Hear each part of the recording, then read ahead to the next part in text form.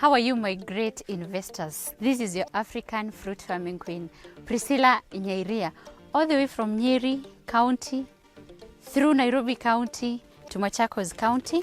We are here to harvest apples here in MUTHETHENI in Machakos County. If you remember very well, we did a farm follow-up for these plants when they were about 5 to 6 months last year on April, May. And now they are 1 year, 2 months and 2 weeks. And you can see the farmer has been harvesting. Now we are here to educate them on what to harvest and when. So you're most welcome. Let us learn from our farmer as we get to know. Some of you are complaining of flower abortion. You are not getting that target fruits like this one. We also want to know, why are they cracking like this? Why do we have the ones that are this dark red, others not like that? We really want to learn in this video. And if you have anything that you would like us to touch on, kindly comment down below as you watch our video. You are most welcome.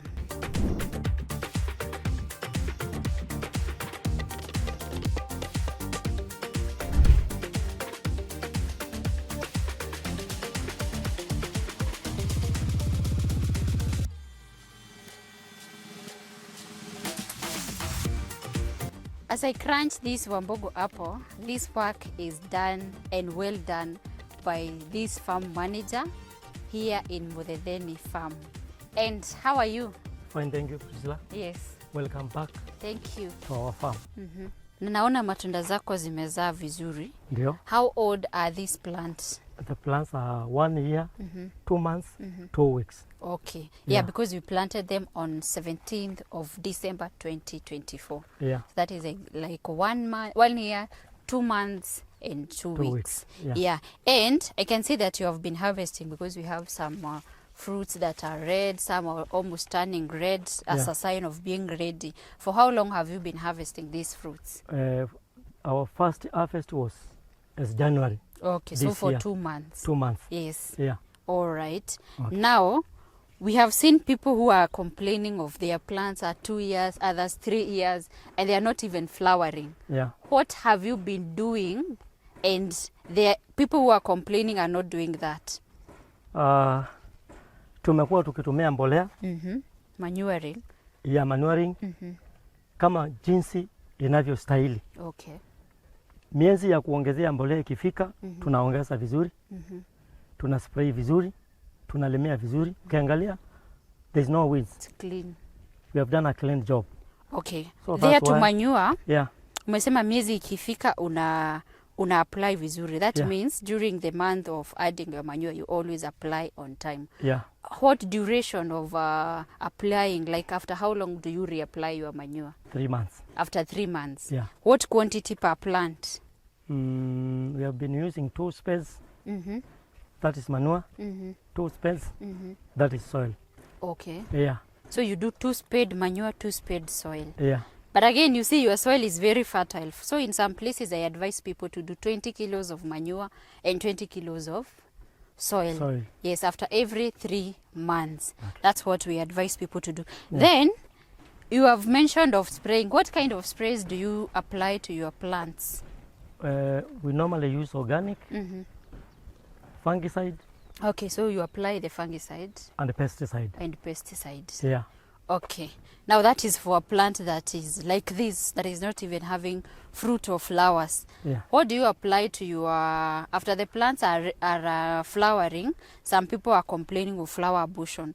And I can see your fruit really transformed from a flower to a fruit. What did you do? We sprayed at the right time. And we can see that our plants are doing well. Okay. Yes. So what kind of spray helped you to... Sasa kama hizi you see, hizi bado haziko ready. Yeah. But at this stage, this is where you get to tell that now that fruit imetoka from a flower to a fruit. Sasa what did you spray? Ni fungicide and pesticide ama ni gani hiyo yenye unajuanga? You make sure as an apple farmer haukosi. Tunatumia hiyo pesticide. Pesticide. Plus foliar. Plus foliar. Yeah. what type of unajua pia organic. Yeah. Kuna foliar ya vegetative yenye Yeah. tunaambianga watu wa avoid wakati ya flowering. Yeah. So ukisema foliar, wengine wataendea vegetative wakuja wa spray. For vegetative foliar, it will abort your flowers. Yeah. It will tell the plant that it's not time to flower, Yeah. it's time to branch. Yeah. So the flowers will fall off and the branches will start to fall grow down. Yes, so Yeah. you spray a foliar that is there to boost the flower to grow into a fruit. Yeah. And one of the foliars is calcium, Yeah. potassium, foliar rich in boron and zinc. Those 4 components: boron, potassium, calcium, and what? And zinc. Yeah. That is what you look for when your plant starts to flower. And then he mentioned of fungicides to prevent it from fungal infection. Some of the flowers are bought because of fungal infection. So you apply a fungicide and also a pesticide to prevent your flowers from dropping due to pest and insects attack. Now, after spraying those sprays that I have recommended you to, what you do is that there is a certain stage that you stop spraying at all. Yeah. Because your plant are almost ready, your fruits are almost ready to be harvested. Yeah. Once they turn to this, your plant has already formed from a flower, and now they are forming to a fruit. Yeah. So at this stage, you stop applying any kind of spray, whether fungicide or pesticide. You know, you are spraying them to prevent the flowers from aborting, and now you have already achieved your fruit. So in this case, we are trying to get the most organic fruit with no chemicals at all. Yeah. Zikifika this stage, you stop spraying. Right. And now that is not like automatic ati zote zitakuwa green at the same time. Yeah. You look for the majority. Okay. Yes, you look for the majority yenye unaona. Most of them ziko hii stage. Yeah. Some of them are green and others are red. So at this stage, we don't apply anything. Okay. Yes, because we are also harvesting them. Yeah. Yeah. For those who know this area, we know very well that it's a place that is very, very hot and dry. Actually, it's a semi-arid area, the same as Laikipia County. Yeah. Now, how are you able to get or to water your plants so that you can get this season? Because I believe that you are not depending on the rainfall. We have a bowl. Mm-hmm. We have drips. Okay. Kwa hivyo tunatumia drips kunyunyizia mimea. Okay. Yeah. Sasa unafungulianga how often per week? It will depend. But like now kuna mvua. The plants are okay. Yes. Wakati hakuna mvua tunaweza patia mara 2 kwa wiki. Wow. Paka mtu unapata maji ya kutosha. Okay, okay. Yeah. Yeah, you hear very well. He has said it will depend. So you have to be in the farm. We don't say like it's constant. Every time you must water your plant 2 times per week. No, it always depends on weather condition. It also depends on the soil condition, because some soils will retain water more than the other ones. Yeah. That's why we always say you must be in the farm. I always discourage telefarming, because the plant will communicate to you whether it needs more water or not. Now that it is raining, avoid watering at all, because if you give water during the rainy season, the water will be excess to your plant. And in that case, it can even encourage root rot. And from root rot, the plants will die. So in this case, make sure you are monitoring your plants very well. We say 20 liters per week, but at some point we might end up giving 60, and other cases we might end up not giving at all. During the whole week, especially during the rainy season, we don't water at all. And during that rainy season, for those people who use basin as a way of conserving water, it's high time now we make the land flat. Because by making the basin, even if it rains, the water is having somewhere to come and settle. And in that case, your plant might even rot. Or if they are big, like this one, it's not easy for them to be affected by root rot or excess water, because the plants are big enough and the roots are really established. But what will happen is they will have fruits, and the fruits will start to crack due to excess water. Again, if you are in a position, or if you are able to avoid watering when your fruits are almost ready, don't water at all, so that we can get that crunchiness that we get from Wambogo apples, and also the plant's shelf life to increase, because the more soggy it becomes, the lesser the shelf life. So that one we have to be very careful. When you're harvesting, don't water at all. Even if it's during dry season, don't water at all, so that we can have a good quality fruit for the market. Nataka nikuulize swali moja Priscilla. Okay. Nitajua ni muda gani tunastahili kuacha hizi miti before harvesting? When should you stop to water them during harvesting? Yeah. For my case, it's the way your fruit looks like.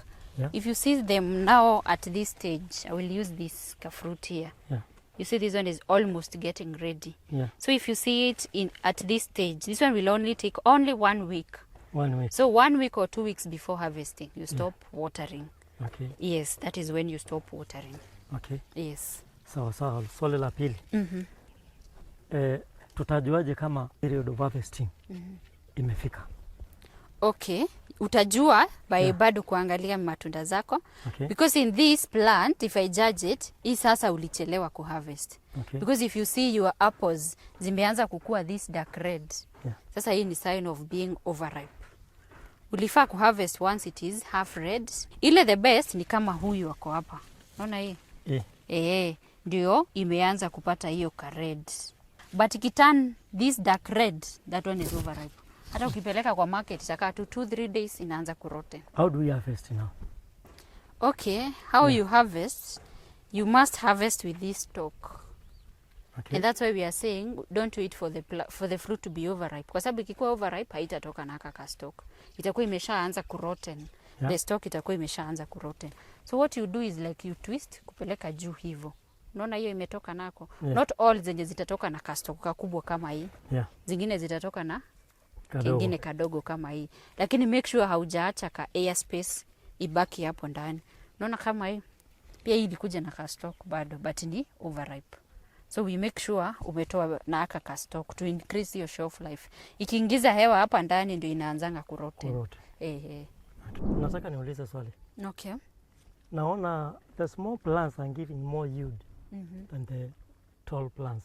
Okay.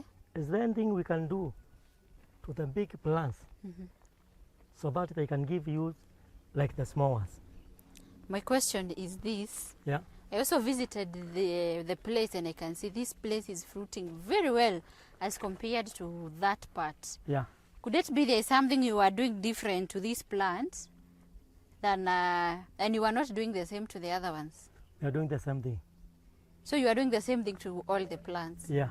But it happens that the giant ones are just growing taller and the dwarf are fruiting. Yeah. At early stage. So what we can do in this case, we can prune those ones because I can see they are so bushy. So even if they fruit now, they will fruit very small fruits. Yeah. Yes.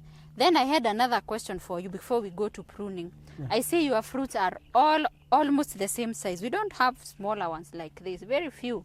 Yeah. Most of them are these sizes, market prices. Yeah. What are you doing to have these good quality market sizes? Ile kitu tumefanya hapa.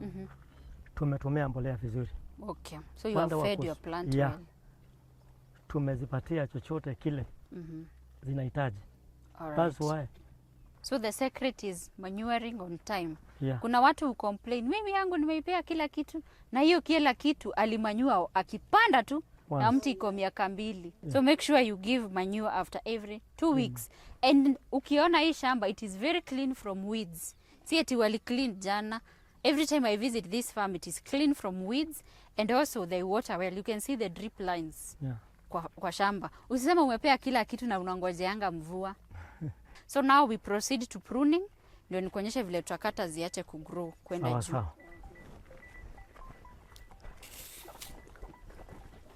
So in this plant, you see these ones, they are very tall. So what you do it is you come here, it's like 2 meters high. That's where you cut. Okay. Yes. So ukuje uikatie hapa. Yote hivyo. Ndio sasa zenye zitabaki ndio ziweze kuzaa vizuri. But also angalia usikate yenye iko na maua. So kama hii nimeona iko na flower buds. You should be very observant. Unaona kama hii? Yeah. Ina flower.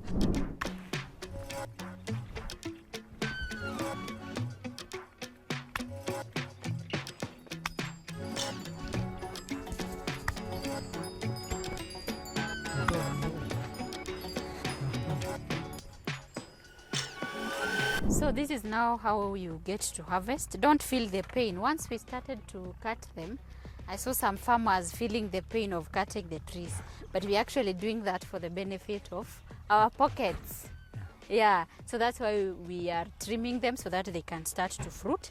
This is like pruning for the fruit production, but we also have another method of pruning whereby we are doing that to reduce the number of branches so that each and every branch can get direct sunlight. So in that case we get to reduce the branches. Sasa hizo tunakatianga huku chini, zile za ku create aeration. Yeah. But hii nayo ni ya kuacha zisiache kugrow, ziache kugrow tall.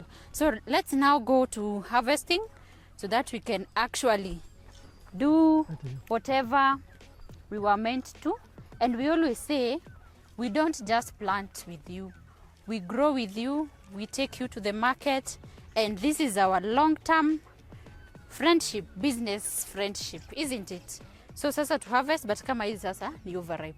When you're calling me to come for the fruits, nipigie tu ile wakati tumatunda tumekuwa tudogo. Sawa? See when they are ready. Hapo ndio ulikosea. Calling me when they are overripe. Don't call when they are ready. Just call me even before they get ready. I think we will harvest all of them and we will just go and sort them because there is no need to leave. Even if they are overripe, kwanza tuziondoe kwa shamba ndio tubaki na for the next time. Welcome. Let us harvest now.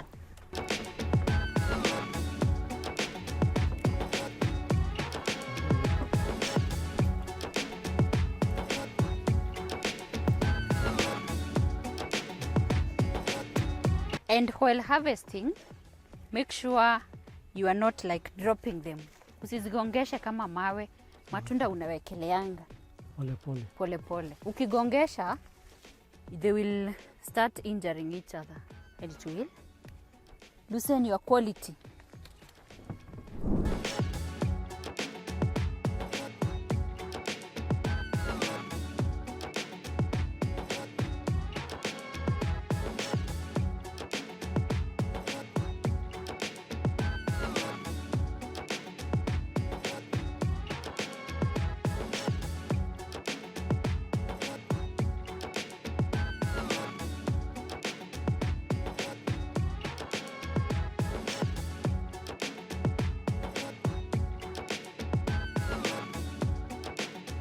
As a farmer, we can now call it a day or a harvest here.